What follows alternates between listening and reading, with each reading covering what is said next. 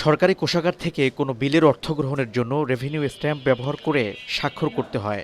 ৪০০ টাকার বেশি লেনদেন হলেই ১০ টাকা মূল্যের রেভিনিউ স্ট্যাম্প ব্যবহারের বিধান রয়েছে। সরকারি বেসরকারি প্রতিষ্ঠানের কোনো বিলের অর্থ গ্রহণ, সঞ্চয়পত্রের লভ্যাংশ, এমটিডিআর, এফডিআর সহ মাসিক মুনাফা ভিত্তিক বিভিন্ন স্কিমের লভ্যাংশের নথি, গ্যাস ও বিদ্যুৎ বিলেও এই রেভিনিউ স্ট্যাম্প ব্যবহার করতে হয়। রেভিনিউ স্ট্যাম্প কিনতে হয় ডাকঘর থেকে, কিন্তু গত এক মাসেরও বেশি সময় ধরে পটুয়াখালীর গলাচিপা ও রাঙ্গাবালী সহ কয়েকটি উপজেলার ডাকঘরে রেভিনিউ স্ট্যাম্পের সরবরাহ নেই। পোস্ট অফিসে আসলে কখনোই রেভিনিউ পাওয়া যায় না, এটা জিজ্ঞেস করলে বলে যে নাই।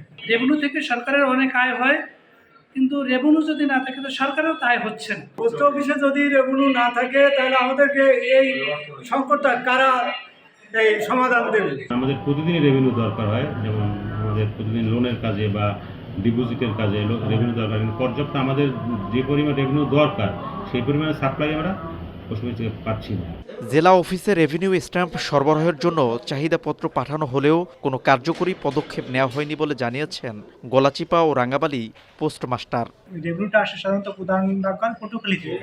পটুয়াখালী থেকে না আসার কারণে আমরা গলাচিপা উপজেলা আমার আওতাধীন আরও ৩২টা শাখা ডাকঘর আছে, ওই সকল শাখা ডাকঘরও রাজস্ব দিতে পারতেছি। সংকট সমাধানে প্রয়োজনীয় পদক্ষেপ নেয়ার দাবি রেভিনিউ স্ট্যাম্প ব্যবহারকারীদের। শিকদার, জাবির হোসেন, সময় সংবাদ, পটুয়াখালী।